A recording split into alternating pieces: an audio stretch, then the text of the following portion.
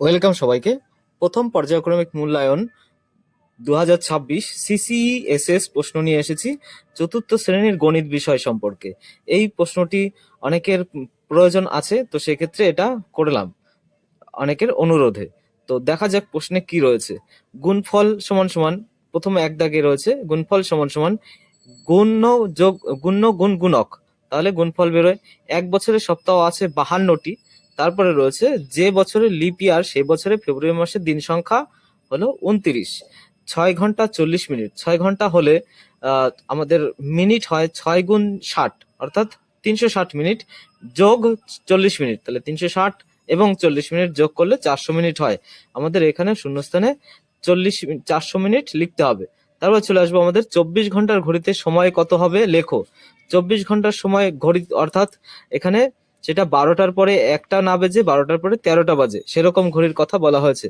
তাহলে দুপুর 1টা 22 এটা হবে 13টা 22, এবং সন্ধ্যা 7টা সেটা হবে 19টা 19.00 সেরকম হবে। তারপরে চলে আসবো আমরা পরের প্রশ্নে।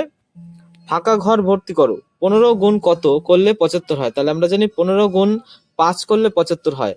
আবার 10 গুণ 10 করলে 100 হয়, অর্থাৎ এই যে শূন্যস্থান খ দাগের শূন্যস্থানে আমাদের 10 হবে।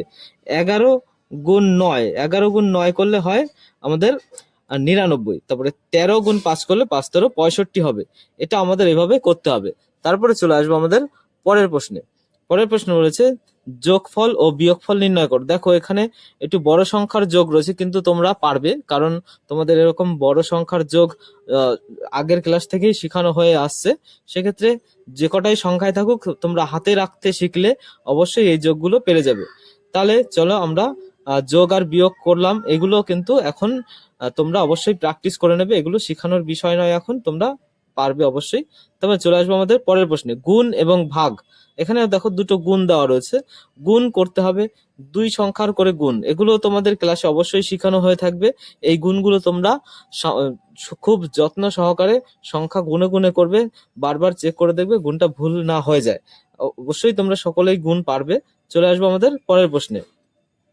পরের প্রশ্নে বলেছে ক দাগে, আমরা 5জন বন্ধু মিলে মুড়ি মাখা খাবো। মুড়ি 15 টাকার, চানাচুর 12 টাকার, সিঙ্গারা 5 টাকার, সর্ষের তেল, পেঁয়াজ, কাঁচা লঙ্কা 3 টাকার কিনবো।